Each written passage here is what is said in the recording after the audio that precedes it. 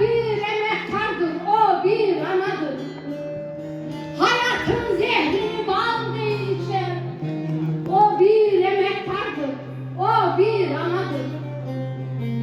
Kadın verir eve çeki düzeni.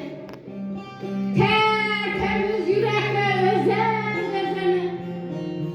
Tanrım ürsetmesin kadın ezeni.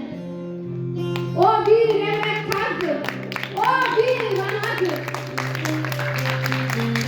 Yuvasında pervan döner şark olur. Deniz olur, derya olur, harp olur. Yavruları için yanar, yanar, harp olur. O bir emektardır, o bir anadır. Elin tüm çilesi boynunda vurkan. Kaynata kaynana koca buyurgan. Beşik başındayken öpme diyorlar. O bir emektardır, o bir anadır. Mecbur mu kadınlar çile çekmeye?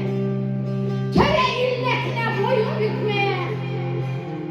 Layık değil kötü söze çekmeye. O bir emektardır, o bir anadır.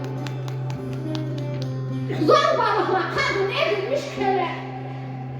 Şiddetle korkutup verilmiş çile. Elifçe isyanla vuruyor tele.